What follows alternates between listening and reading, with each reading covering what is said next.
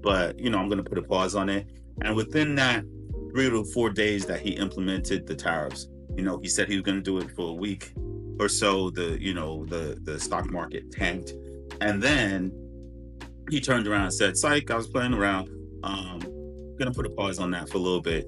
And the stock market like flew up by like I believe 2,000 points, and now it's gotten to the point where Democratic Congress people are up in arms and are calling out this action by Trump for what it is, which is market manipulation. Supposedly there's a whole bunch of Republicans and probably Democrats too who went and bought on the dip, and one of them being Marjorie Taylor Greene, allegedly. She bought on the dip, and now she has a shit ton of money, allegedly.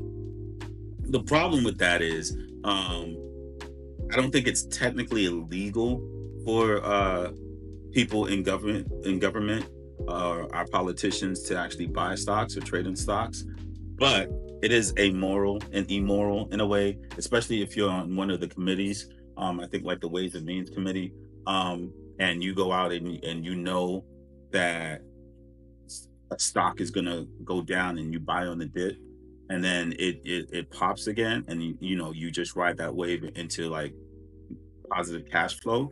It's called insider trading. And Martha Stewart did it. She went to prison for it, right? Country club prison, but still prison for it. But a lot of people do it. But me personally with this, it's kind of apples and oranges for me.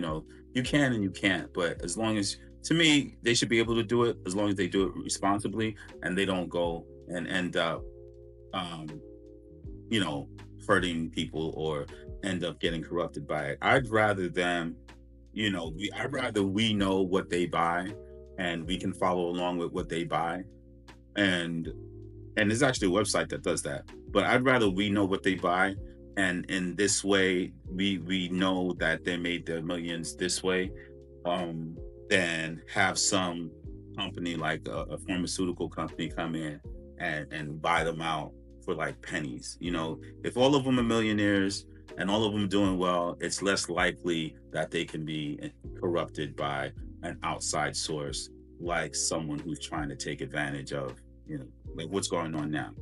But I digress. Next one. People think, oh, these kids are so burned out, they're just lazy. It's like, no, they're working 40 hours a week, but at the end of the month, they have nothing to show for it. So if you're not making any progress and you look back 5 years and go, damn, I made $300,000 in the last 5 years, or I made $400,000 in the last 5 years, and I have nothing. That's going to create burnout because you feel like you just put in 5 years of work and have nothing to show for it.